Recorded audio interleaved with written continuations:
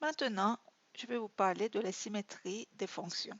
Si f de x devient moins f de x, alors la représentation graphique de la courbe de f subit une symétrie d'axe des abscisses. Si f de x devient f de moins x, alors la représentation graphique de la courbe de f subit une symétrie d'axe des ordonnées.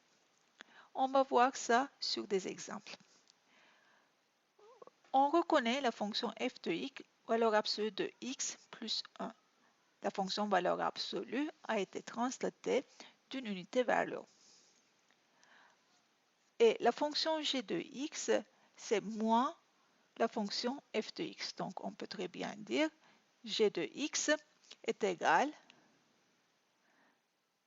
à moins f de x. On remarque bien que dans la parenthèse, il y a la fonction f de x. Prenons un exemple. Prenons le point 2, 3. Alors, si je calcule g de 2, j'aurai f2 moins f de 2. f de 2, étant donné que c'est 3, j'aurai moins 3.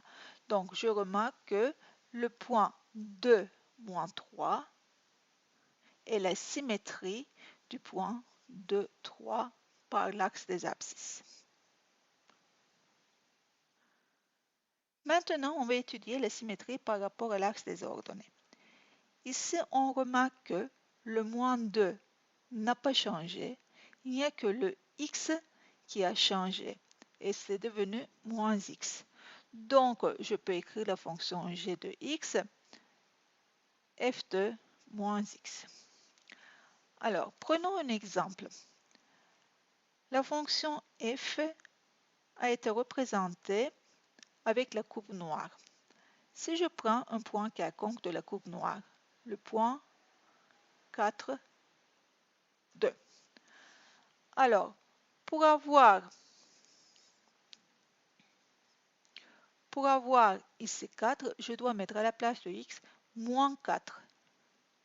Parce que f de moins 4, ça fait 4. Donc, c'est égal à 2.